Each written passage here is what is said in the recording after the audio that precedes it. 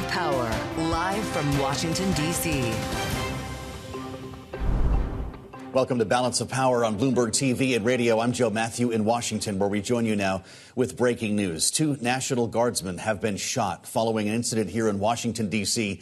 just a short time ago. They are both hospitalized in critical condition. The suspect behind the shooting is now in custody.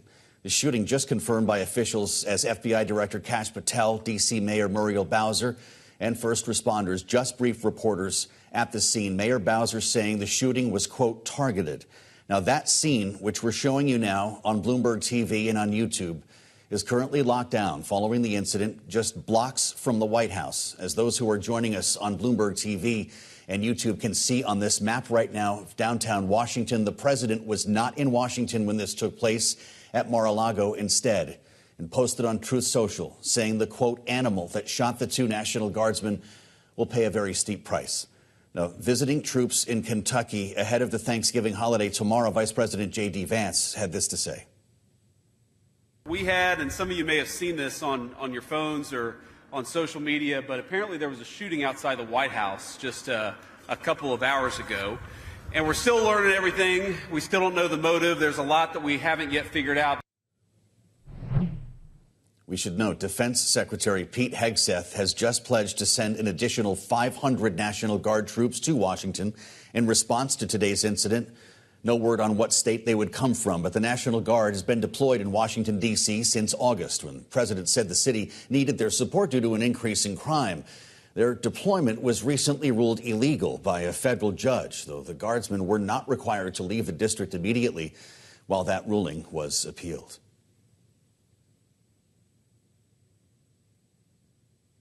Joining us now with more on this and his reaction to the news is Democratic Congressman John Garamendi of California, who is a member of the House Armed Services Committee, among others.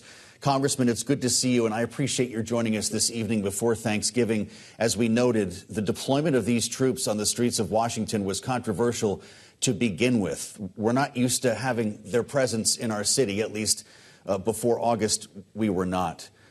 I know that was not something you were fond of in principle when this deployment happened. How should we react to this news?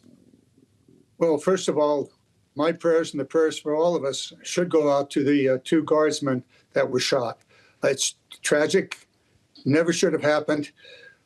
And the issue of whether the Guardsmen should or should not be there really is secondary at this moment. We'll see what happens with the court case where they will be ordered to leave. I believe it's December 11th. How that conflicts with Hegseth sending another 500 remains to be seen. But the reality is that the Guardsmen really had very, very little to do in Washington. In fact, there are many complaints by Guardsmen and by those of us that live in Washington that they were simply standing on street corners picking up trash from time to time.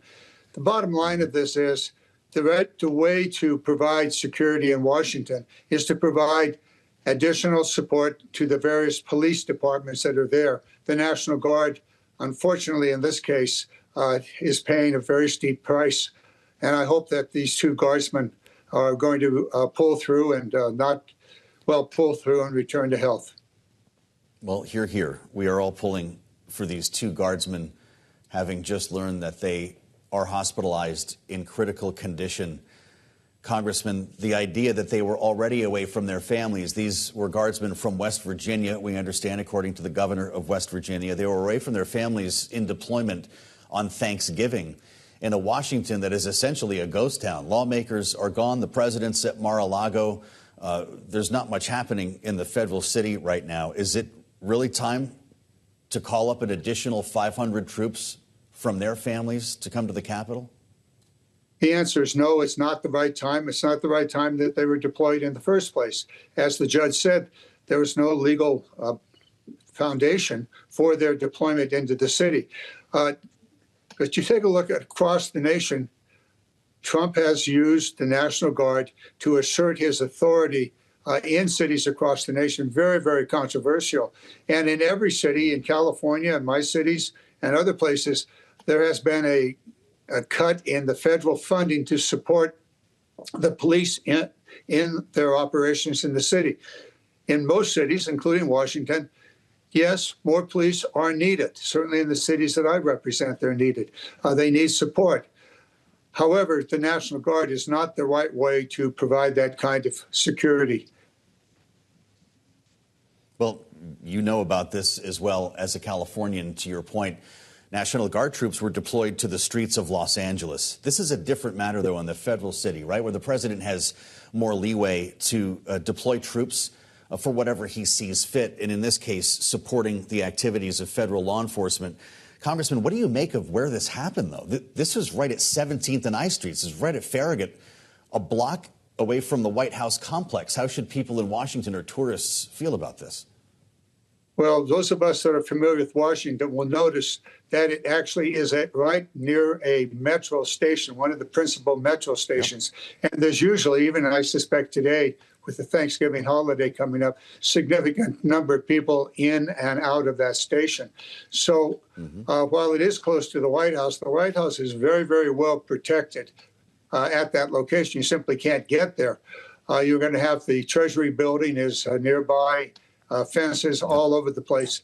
So I think the White House was not the target. These guardsmen were the target.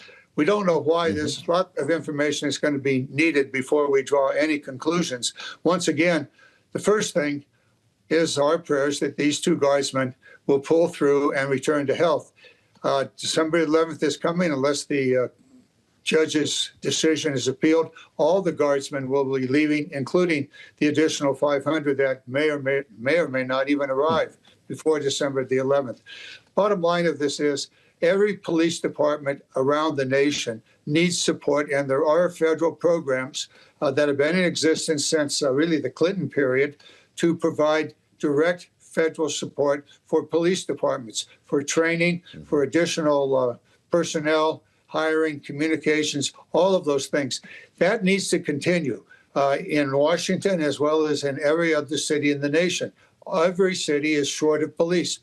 Funding from the federal government is really necessary. However, in California, that funding is drying up. There was a big conversation about posse comitatus when President Trump first considered deploying federal law enforcement and troops to the streets of Washington, D.C. and other cities. I know the National Guard might be a bit different, but I'm wondering your thoughts on that, Congressman, and whether the Armed Services Committee will have a say on how long they are here, or other cities for that matter. Well, you said the posse comitatus law, which dates back to the late 1700s. That law basically says the military cannot, except under two very extraordinary circumstances, be deployed for civilian purposes. That has certainly been much discussed with the deployment of the National Guard in cities across America, that they're there really for civilian purposes, and that is contrary to the posse comitatus law. It may very well, I've not seen the judge's decision on the December 11th pullback of the Guard. It may be that he was using that and looking at the two unique and special circumstances where the posse comitatus law would not apply. We'll see. I don't have that decision. But the bottom line of this is the deployment of these troops has really caused significant concern across the nation. And when you add to that the ICE and Border Patrol taking people off the streets, it has created a very tense and a very delicate situation across the United States. Yeah, boy. You know, you go a couple blocks away from where this happened, I think 2 blocks exactly, Congressman, and you're at the restaurant where Donald Trump went for dinner a few weeks back to prove that Washington was a safe zone, as he called it, that the National Guard troops and federal law enforcement from ICE to DHS and on down actually made a difference and took this from a very dangerous place to a very safe one. What do you think about this year around Washington as much as anyone as a member of Congress? Is D.C. safe? Well, I think Washington, D.C. is a safe city. There are certain parts of Washington, D.C. that are no-go places. And in those particular places, apparently the National Guard was not deployed in those places.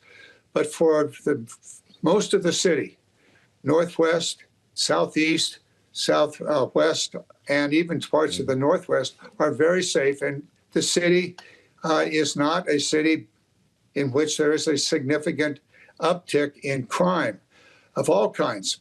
The bottom line is, if you want to have safe cities, then you're going to have to make sure that the police in those cities, and Washington, D.C. has more than, I think, 4 police departments. A couple of them are federal and 2 of them are within the city. The bottom line of it is those police departments need to be well trained. They need to be fully staffed, and the various support and information that they need to conduct their operations has to be forthcoming. Unfortunately, as a result of the budgets that have been passed, the big ugly bill, support for local police departments has been cut by this administration. I think that's the wrong way to go. The right way to go is to support those police departments, do the proper hiring, training, and the like. Now, it's pretty clear that the National Guard is not trained to be a domestic police force. They can, under certain circumstances, provide support. We certainly see that in California, not with the early deployment in Los Angeles, but later with the fires that did take place. And so it's not uncommon in California and in other states for the National Guard to be deployed in an emergency. We know this, if there's a flood or a natural disaster of one sort or the other, the National Guard is deployed almost always under the authority of the governor. Now, the deployment in Washington is unique because Washington, D.C. is a unique city. It is a federal city. And so the deployment of the National Guard there is different than it would be in the deployment of the National Guard for Los Angeles or any other American city. Those deployments ordered by the governor of the state are common. The deployment of National Guard in cities other than Washington, D.C., under a federal authority is very, very different. And I would say that that is not proper. Yeah. Congressman, just lastly, Mayor Bowser called this incident a targeted shooting. Over this past year, we have been reminded of the prevalence of political violence in this country, and there have been a lot of questions about the safety of lawmakers, whether you should have a security detail. Are lawmakers safe? Do they feel safe in the Capitol? Generally in the Capitol, I would say yes. Now, the recent video that was produced by 6 members of Congress, Senate, and House has created a real dangerous situation for all of us, and certainly for those 6 members that were in that video, but all of us as a result of what Trump tweeted out following the, after he saw the video, where he claimed that those lawmakers should be hung and court-martialed, is really created a very serious concern, certainly for those, but for all of us. And yes, we do have additional security. Many do have a security detail with them whenever they are traveling.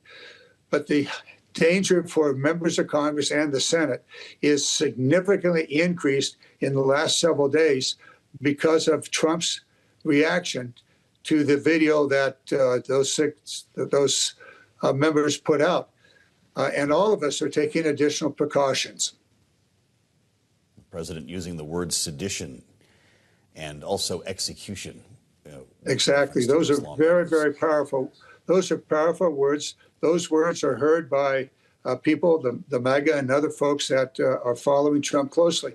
So, yes, all of us, Senate, Republicans, Democrats alike, in the House of Representatives are facing increased threats as a result of what Trump did. It's good to have you back, Congressman. I'm sorry we had to have this conversation today, and I hope you have a happy Thanksgiving. Democratic Congressman John Garamendi of California, we thank you. Coming up on Balance of Power, we'll have more on the National Guardsman shooting here in Washington, D.C. Also, we're getting new reaction to the bombshell Bloomberg exclusive involving Special Envoy Steve Witkoff and his leaked conversation with the Kremlin. We'll have much more ahead when we sit down with Willam Taylor, former U.S. ambassador to Ukraine, next on Balance of Power on Bloomberg TV and radio.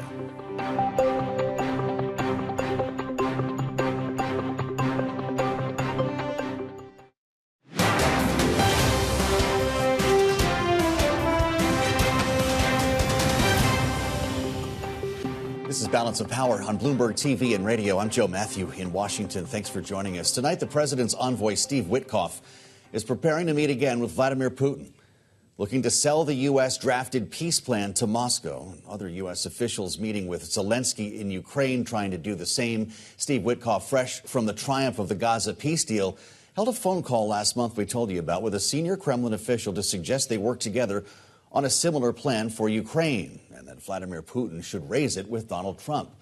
The president responding, saying Witkoff's conversation was, quote, standard. Joining us now for more on Witkoff's upcoming trip to Moscow and the state of the peace deal negotiations, Bloomberg's Eric Martin, who covers the State Department for us. Eric, it's great to have you. This meeting will reportedly take place next week. Mr. Witkoff has a lot to sell to the Russians after a series of revisions. How hard will this job be? Absolutely. Well, this is the true challenge here, is trying to get to some middle ground that both sides can accept and trying to overcome what seem to be mutually exclusive objectives, particularly Vladimir Putin's objective, his goal of politically controlling Ukraine. Remember, this war began because he wanted to demilitarize Ukraine, get rid of their military capabilities and control the country. And of course, President Zelensky and the Ukrainian side, which is fighting for their very existence and fighting to defend their homeland.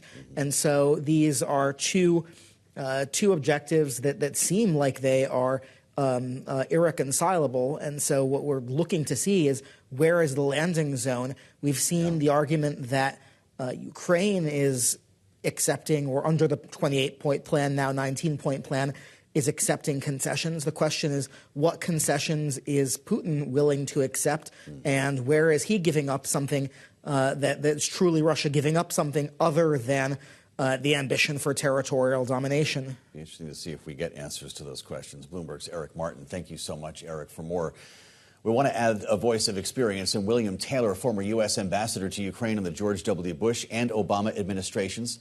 He also served as the charge d'affaires interim in the first Trump administration. Mr. Ambassador, it's great to have you back on Bloomberg TV and radio. Thank you, Joe. We thank you as well. This meeting next week with Vladimir Putin brings, well, I guess, a difficult balance here for Mr. Witkoff, because of the revisions that made this more palatable to the Ukrainians. Could make it a non-starter for Vladimir Putin, right? It probably will. Probably will. And what that means is Mr. Witkoff is going to have a hard job, as you just talked with Eric. And what it means is President Trump's going to have to use the leverage he has to put pressure on Putin to agree to these things. Putin's not going to want to, but he's going to have to be forced to do this. Based on what you've learned from this phone call that Bloomberg has transcribed between Steve Witkoff and his counterpart, in fact, the top foreign policy advisor to Vladimir Putin, where he's essentially telling him how to get a good meeting with Donald Trump, how to grease the skids ahead of what would be a visit from President Zelensky. And they certainly took action on that call. Does that give you hope that Steve Witkoff is pursuing the right agenda? No. Okay. No. How unusual is that as a diplomat to see language like that? So when Mr. Witkoff suggested two things, both the phone call and then what turned into the 28-point plan, he was giving the initiative, giving the advantage to the Russians, to Mr. Putin. On the phone call, as you say, Witkoff suggested that Putin called Trump the day before Zelensky was going to be in the White House talking about Tomahawk missiles. Putin clearly didn't want that. And when Witkoff suggested that he make a phone call in anticipation of that meeting, Putin jumped on it. And he also Witkoff also suggested that they do a plan like they had done in the Middle East. Yes. Multi-point plan. And then it turned out that the Russians said, good idea, and they drafted it up. And they drafted their version of it, which you've also transcribed another phone call between Ushakov and Dmitriev, that shows that they were asking the maximum amount, the maximum position. Yeah. So both of those things suggest to me that that's not in the right direction. So what must you think then, where you've got Steve Witkoff and maybe Jared Kushner in Moscow, maybe favoring Russia in this scenario, and the Secretary of State and the Secretary of the Army are talking to the Ukrainians using very different language? How do you reach a deal like this? I think they have to use the same language. I think you're right. If they were using different language in Moscow and in Kyiv, that would be a problem. Mm-hmm. But since over the past several days, Secretary Rubio, National Security Advisor Rubio, has started to get control of this. Indeed, he was the one who pared down the 28 points to 19, make it more amenable, make it more balanced, take some input from the Ukrainians and the Europeans. Mm-hmm. Rubio did that. So that indicates to me that he is guiding this now. Wasn't before. So if he gives guidance to both Secretary of the Army Driscoll in Kyiv as well as Mr. Witkoff in Moscow, then they can be speaking the same language. There was talk of tomorrow being a deadline. That seems to have gone away. There was an idea maybe by the end of the year. Winter's about to hit, though, and Vladimir Putin knows how to use cold as a weapon. He's not about to stop this before the cold season, is he? No. He's not about to stop this. Period. He doesn't want to end this war. He only wants to end this war if he wins, if Ukraine capitulates. That's the only way. I mean, Eric was exactly right. Yeah. That's what Putin wants. Putin wants to dominate Ukraine. He's not going to stop. He's going to drag it out. He's been dragging it out for all this time. Sure. He's been playing us along. Well, I don't know why the president, why the White House seems to think the gears are turning here. Secretary of State said in Geneva, this is the most productive day we've had in this entire process. Donald Trump said he'd have this war come to an end. Of course, he would solve this in day one. That means what you're saying is he will not have this solved in year one. Unless he puts pressure on Putin. If he puts pressure on Putin by providing weapons and finances to the Ukrainians. Tomahawks, exactly right. As well as put it to squeeze on the Russian economy by squeezing down the revenues they get from selling oil and gas to the rest of the world. That can have an effect. That can bring Putin to the table. Well, they've got a sanctions package ready to go on Capitol Hill, but the president doesn't seem to want to get to a vote. 85 senators, bipartisan. That's the leverage you're talking about. That's what, but you know, President Trump could do that anyway. Sure. He could do that. But he's got cover. He's got political, 85 senators are supporting of that. To hammer the Russians, support the Ukrainians. That's plenty of political support. That also means, Ambassador, that you think delivering those Tomahawk cruise missiles would bring a turning point in this war. Is that right? I think it would help. Yeah. I think it would be a strong signal. It would certainly give the Ukrainians the ability to go deep at military targets and have that effect. So this sounds like a humbling experience for the White House in this next round of negotiations, if we can call it that. Does the president sit down with Putin in Hungary anytime soon?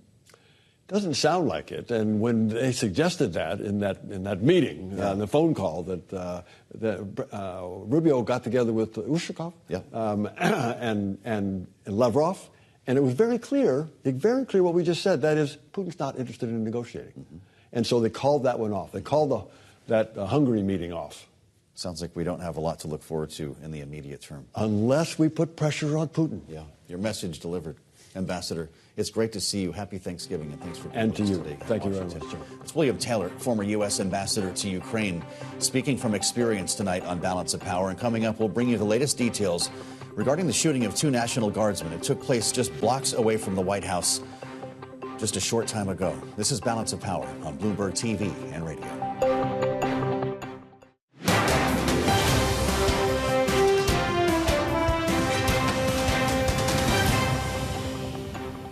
This is Balance of Power on Bloomberg TV and radio. I'm Joe Matthew in Washington, where we return to our top story tonight. In breaking news, the shooting of 2 National Guardsmen in downtown Washington, D.C., in fact, just a block away from the White House complex. Both guardsmen are hospitalized in critical condition. The suspected shooter is in custody, and what officials call a targeted attack. Reports suggest the individual is not cooperating. Pentagon Chief Pete Hegseth, the Defense Secretary, responding tonight by pledging more troops to Washington. Take a listen. We will never back down. We will secure our capital. We will secure our cities. In fact, this happened just steps away from the White House. It will not stand. And that's why President Trump has asked me, and I will ask the Secretary of the Army, to the National Guard, to add 500 additional troops, National Guardsmen, to Washington, D.C. 500 more troops to Washington, unclear where they would come from. Those who were targeted this evening were from West Virginia. D.C. officials convened a news conference a short time ago at the scene where FBI Director Kash Patel had some strong words for the suspect and any that may have been involved. Listen. To the American public and the world, please send your prayers to those brave warriors who are in critical condition and their families. They are here serving our country. They are here protecting everyday Americans and citizens around the world in our nation's capital. They are the heroes of this day, and we must remember them on this day and every day, and their families and the sacrifice they have made. For more, we turn to an important voice in national security here in the District of Columbia. Donell Harvin, former D.C. Chief of Homeland Security and Intelligence, is with us, also faculty at Georgetown University School of Foreign Service. It's great to have you with us. Sir, give us a sense of what is taking place right now and what's about to happen in the streets surrounding that area. I can only assume that we will have full motion video from any number of sources in that neighborhood. Yeah, you said it. It's a tragic day in D.C. So what's happening right now is authorities have called this a targeted act. And so essentially what that means is that this wasn't some random act of violence. There wasn't any words exchanged. It wasn't a disagreement like you would have in some other types of act of violence. This individual walked up to these National Guard men who were on patrol, brandished a firearm and opened fire without saying a word. And so the investigation now begins. Where did this individual come from? Is he associated or affiliated with anybody else? Although this was what we call a lone actor, does he have any accomplices? Did he tip anybody off that he was going to be doing this? Maybe someone was complicit in the knowledge of what his acts were going to be. They have CCTV footage of every basically block in D.C. You can't go in D.C. without being caught on camera by a public or private building. And within the subways, well, I'm a New Yorker, so we call them subways, but in D.C. it's Metro. They'll have footage if he got on the Metro. And so they're going to try to trace back the origins of this individual and what his motives were if he's affiliated with anyone else. In terms of what the area looks like, it's on full lockdown. You're showing it right now on television. Based on my sources, it's still on lockdown as they conduct a very thorough forensic investigation. And they'll probably have that area, that what we call that footprint, forensically locked down for a few more hours at least. Mm-hmm. Well, you make a great point. It's disturbing, I think, for a lot of people to hear that this took place just a block away from the White House complex. But anywhere in this neighborhood, you're going to have any number of angles in CCTV footage, security cameras that could come from businesses, from government buildings, from buses or cars going by. The number of witnesses in that area near a major metro stop, near a major bus stop would suggest they could have a composite together pretty quickly. Are they looking at the shooter in those videos right now? Absolutely, but also keep in mind that to our record, the shooter is in custody, or at least the alleged shooter is in custody in hospital. He's not cooperating, which means he's conscious, and so they've already probably extracted biological markers from him, whether it be fingerprints, DNA. They're running that through various files. If he's a foreigner or visitor, they may be running that through immigration files. I have no doubt that by the end of the evening, the authorities will know who this individual is. They'll be executing warrants and talking to people who know him, as well as interrogating any electronic devices he may have, from cell phones, his vehicle, GPS, social media. All that's being done now at the highest level with no resources being spared. You know, we've been hearing a lot about the fact that National Guardsmen are not trained to fight crime on city streets, that they were up to other things here. It was more about the presence of troops on the streets of Washington that might act as a deterrent. But you know all too well that this was very controversial. And in fact, the deployment was found illegal in a federal court, a ruling that's currently being appealed. What do you make of the fact that this actually took place in such a brazen case, targeted or not, with National Guard troops who may not have been trained to handle that situation? Yeah, it's terrible, and it's obviously too early to get into the blame game, and we're not doing that, you and I, right now. But I warned about this in August in an op-ed that I wrote, and the reason why I warned about this is because I have actually patrolled the streets of Washington D.C. As a uniformed police officer for D.C. Police, and I was in the academy for 7.5 months learning how to do that job. We use our National Guards people like a Swiss Army knife, which is great when all you have is a Swiss Army knife, but there's some things that they just aren't trained to do. And so without the training, the tactics, the protocols, and the equipment to handle really dangerous situations, we leave them at risk for something just like this. Now, I'm not saying that that was the case here. I'm not saying that a regular police officer or any other federal officer wouldn't have succumbed to this type of attack. What I'm saying is that this affords us an opportunity to take a really hard look at how we're using the National Guard on these domestic missions, if we're placing them in harm, and if we're making them, giving them the tools and tactics necessary to be successful in this mission. I'll tell you, in a year where the word unprecedented has been used unprecedentedly, we have never seen this before. We have never seen this before. Right? And it is, it's bonkers. I mean, that's the best technical term I can give to you. I mean, we've never seen National Guards people who are doing their job targeted for death. I mean, it's absurd. We should just sit back for a second and look at where we are. It's completely outrageous to think about. We should note that it was National Guard troops who managed to subdue the suspect. Does that speak to arming National Guard troops if they're on the streets of a city like D.C.? Well, I watched the press conference, and what Chief Jeff Carroll, who's the assistant director of the assistant chief of the D.C. police, said is that these two National Guards people that were shot were both armed. I come and go to D.C. 4 days a week. I ride the metro in, so I go to Union Station. I tell you that although I was initially very critical of the deployment of National Guard, I can see their usefulness in certain areas. Like, it's really nice to see them coming out of Union Station. It's nice to see them in our monuments. But sometimes they're not armed. Some are armed and some are not. And that goes to the point that I was making in my op-ed. We need to train them. We need to equip them. We need to give them the support. I'm really glad that these other National Guards were able to respond very quickly and subdue this individual without any other loss of life or any loss of life. And so we'll go forward here. Hopefully the administration takes this as an opportunity. I will tell you, just as an anecdote, when I was in the police academy, they literally put us through hundreds of scenarios, from domestic violence to delivering babies to medical emergencies, just to prepare us for what we would find in the streets of Washington, D.C. And I can tell you assuredly that our National Guard troops aren't trained to that standard. Should people assume that that neighborhood just north of the White House will be in lockdown for the foreseeable future, or is this going to be isolated to today? I think that, having done forensic investigations and led them in Washington, D.C. for 4 years, you can anticipate that this area will be locked down. Fortunately, tomorrow is a holiday, so it shouldn't impact very many people. But I can also assure you that you'll see a heightened presence of uniformed police officers, both federal and local, and probably National Guard, based on what the Secretary of War just announced over the next days and weeks. Well, one thing we will note is the fact that Washington, D.C. was mostly empty today on this day before the Thanksgiving holiday. And maybe that's a good thing, because there are typically scores of people on that sidewalk where buses drop off and people transfer to the metro. Donell, you've been very helpful. Donell Harvin, former D.C. Chief of Homeland Security and Intelligence. We thank you for the insights. With markets closed tomorrow on Thanksgiving, we want to take a look at where we finished today with power moves now. Bloomberg's Christina Kino joins us live from World Headquarters in New York. Christina, it's great to see you. How'd we do?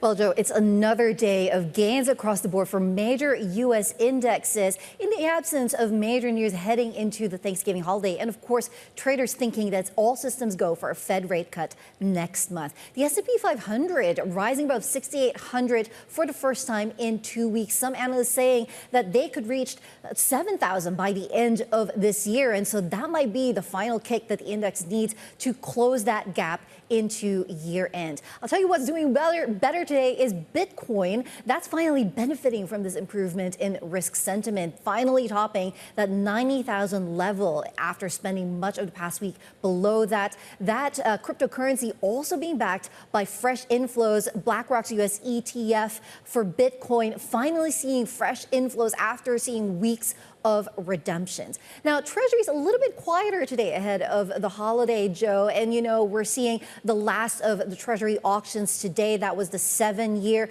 Wasn't too bad, wasn't too good. But, you know, investors were willing to forgive that given the holiday. The key, though, is that 10-year yield still below that 4% level. And, you know, that is a key level, of course, after the Beige Book showing that is very much a K-shaped economy with activity still subdued. Now let's take a look at some individual movers today. We got earnings from Deere. That's not very good. And you can see in the decline in the stock more than 5% today, really a reflection of a struggling farm economy. Meanwhile, Petco delivering massive gains, 14%. Analysts really lauding the company's ability to keep a lid on costs. They've been able to do that, of course, by being smart about their inventory management. And, you know, we heard from Transport Secretary Sean Duffy wanting travelers to dress up more for the airport. So I thought it would be a good time to take a look at athleisure brand Lululemon. Has that affected that stock? It has not. That stock has gained for 4 straight days in a row. That is the longest winning streak in more than 2 months, Joe. He doesn't want you wearing pajamas, but everybody's getting on the plane anyway here, Christine. This is supposed to be a moneymaker for the airlines this week, right? With record travel levels, did the stocks respond today? Well, absolutely, Joe. I mean, we have the S&P 500 Airlines Index, of course, up for a 4th straight day as well. But as you mentioned, it is going to be a record travel weekend, really, for U.S. travelers transiting through these airlines. It's going to be 31 million passengers expected to travel from today and into the weekend. And, of course, we have airlines grappling with weather issues. We have them grappling with air traffic controller shortages and, of course, that return from restrictions during the shutdown. So we'll see come Friday or Monday, you know, are the airlines still maintaining those gains? So we'll get back to you on that, Joe.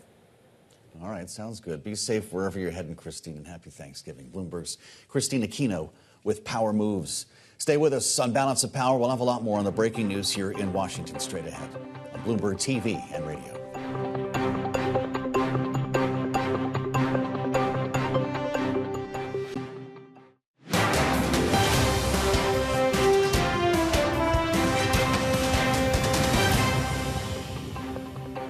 This is Balance of Power on Bloomberg TV and radio. I'm Joe Matthew in Washington. Thanks for coming along. We'll cover tonight's breaking news and bring you up to date on everything we know about the National Guard shooting with our political panel straight ahead. First, the stories we're watching in today's Power Brief. We learned today the prosecutor handling the Georgia election interference case against Donald Trump and others has decided not to pursue it further. Pete Skandalakis took over the case last month, replacing DA Fani Willis, who was removed due to a conflict of interest after years on the case. Skandalakis saying legal action against Trump was unlikely to proceed while he is president. However, 14 other defendants, including Rudy Giuliani and Mark Meadows, still face charges up until today when the case was dropped entirely. Schneider Electric is out with a stark warning. The U.S. could face a potential electricity crisis in the next 10 years as a surge in demand to operate data centers due to AI hits aging power grids. A new report stating the amount of electricity generation at peak moments will not be enough to meet demand by 2028 if the current backup capacity is maintained. The electrical equipment manufacturer also anticipating a capacity shortfall within the next decade that could cause outages and blackouts. I want to turn back now to the breaking news of the past couple of hours here in Washington. 2 National Guardsmen shot just a block away from the White House complex. Joining us now with their reaction to this story and more. This evening's political panel, Bloomberg Politics contributor and Democratic strategist Adam Hodge, who's managing director at Bully Pulpit International, alongside Republican strategist Maura Gillespie, founder, principal, Blue Stack Strategies. It's great to see you both, and thank you for being with us here on this evening before Thanksgiving with some very difficult news here in our capital city. Adam, I'll start with you. We should note, by the way, that both of these individuals who were targeted, according to the D.C. mayor, are hospitalized in critical condition despite some conflicting reports in the immediate aftermath of this. Adam, how should we be looking at this, knowing that their deployment was very controversial to begin with? Well, Joe, especially as we head into Thanksgiving and the holidays, it's just the first thought goes out to the families of the loved ones who've just got to be praying for their loved one's survival. And we all should extend our thoughts and prayers to them. I think taking a step back, when the Guard was deployed to D.C. and as a D.C. resident, I have to be honest, this was something that I feared would happen. I think this is really an unspeakable tragedy. And I just having spoken to members of the National Guard who I know personally, they were expressed some concern about pursuing a mission that they were not trained for. They will do and have said they will, follow orders and commands and do the job as best they can, but recognizing that they're not trained law enforcement officials. And so we'll see where the investigation plays out. I think, but first and foremost, until we hear more, we'll just keep their families in our thoughts and prayers. Well, that's certainly duly noted here. It's such sensitive timing.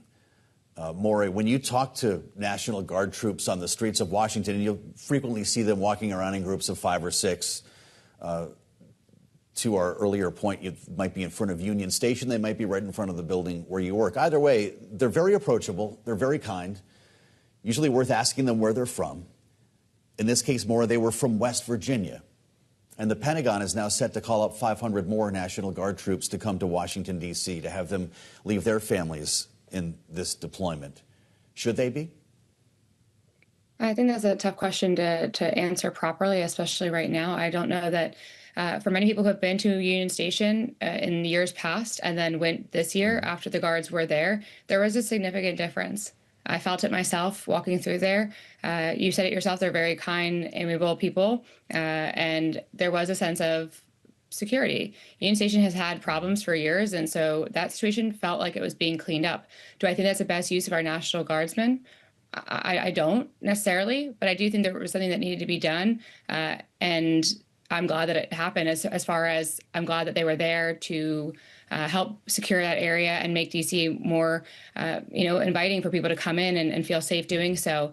But I think as we look at the situation that we're watching play out on the screen adjacent to me right now, we have a lot of questions and we don't have answers to. The only things that we know right now is they're from West Virginia. What we also know is that there are 2 families who have no answers right now and are praying and holding their breath and hoping that their loved ones are safe. And so I think for all of us here watching and at home and preparing to go to see our families and our loved ones, to just think of them and to hold a little light for them tonight, that their loved ones are safe and can get through this critical condition that they're currently in. Yeah. Well, I appreciate your grace in answering that question, Maura. You were with us on the day that Charlie Kirk was shot, and we had a very difficult conversation about political violence in this country. Adam, when you hear the word targeted, what do you think? I mean, I hope and pray that that's not the case. I think, Maura makes a lot of really, really smart points there. I think we really need to get to the bottom of the investigation before anyone makes political judgments or consequences. I hope that we'll find a way to not make this a political issue and not turn to our political corners about what is clearly a tragedy. That is something that in this environment we should find a way to come together and avoid. I think you can speak to and have an honest conversation about the mission that they're there and whether it is the best use of the resources. Quite frankly, I just tend to believe that law enforcement who work in the streets of the city every day, who have trained in the law enforcement mission, should do that. And I think one thing that Congress could do, not to use this this tragedy as a reason, but there's still funding that has been for DC to boost the law enforcement capacity of DC that Congress could pass that would give the mayor and the city more resources to hire more cops, to put them on the street, to do things like protect Union Station so that our National Guard troops don't have to be there. Maura, President Trump was talking about crime or lack thereof in Washington, D.C. just yesterday. Let's go back a couple of hours and listen to what the president said. Here he is. Washington, D.C. is considered a safe zone. This was one of our most unsafe places anywhere in the United States. It is now considered a totally safe city. Just blocks away from where this happened. Today he was speaking in the Rose Garden there. And of course, we remember, as I mentioned earlier, just a block or two in the other direction is the seafood restaurant where President Trump went to kind of make that proclamation that they had won over crime in the city. Have you updated your thoughts on this, Maura? We talked about it a lot at the time. And should lawmakers like Congressman Garamendi, who we spoke with earlier this hour, be given additional security for when they're in D.C.? You know, unfortunately, we watched after January 6th the need for it. We watched as things have happened in the year since. And again, when you and I spoke after the Charlie Kirk shooting, we talked about how many tragedies and how many acts of political violence we've watched play out. And so, unfortunately, and while we still don't have answers on exactly what happened here, aside from the fact that 2 men were gunned down at point blank range who are National Guardsmen, what we do know is also that the threats are coming into Congress every day. Members of Congress are being threatened. I know my experience working for Congressman Kinzinger, we would get horrific messages left in our voicemails to wake up to and to come into the office and listen to. And it's really jarring. We can talk about it when you're in that office and you're listening to someone say, we're coming for you, and they have we have the office addresses there. It's available. It's on the website. It's not a secret and it's not hard to get to. I do think there needs to be an increased level of security because not just for the members of Congress themselves, which yes, absolutely, but the people who work in that office. There are people in this country who are seeking to do harm. They may not know the congressman or congresswoman's schedule, but going into an office or going into that space, it creates a threat that I'm afraid that we're not thinking about in real terms because it feels like a faraway thing, but it's really not. And so I do believe that we need to, as Adam pointing out, there's money in the budget for law enforcement in D.C. I believe Congress needs to look at a way to ramp up security there within D.C. offices, but also in the districts. Yeah, Joe, more is spot on there. Security funding by about $10,000. Adam, is more needed? Yes, absolutely. And I was just going to add, more is spot on there. It really is something for members and their staff that do need more protection. But it's not just Charlie Kirk. It's lawmakers in Minnesota who were assassinated. Yeah. Lawmakers and across the country constantly on the foot. Just yesterday, Marjorie Taylor Greene, one of the things that she alluded to was her fear of being assassinated, like Charlie Kirk. She called it out in those stark terms. That is not how members of Congress should live their lives. That is not how their staff should have to live their lives. They should be focused and 100% on making this country a better place and finding common ground on key issues. It's really hard to do that if you're fearful for your life going into the halls of Congress or doing campaign events. So I hope that we can find a way to get out of this situation we got to. It's no way to draw the best of us to Washington, that is for sure. But I thank you both so much for the insights. I'm thankful for your grace, and I wish you both a happy Thanksgiving. Adam Hodge and Maura Gillespie, our great panel. Check out the Washington Edition newsletter on the terminal and online, and have a great holiday. We'll see you back here on Balance of Power on Bloomberg.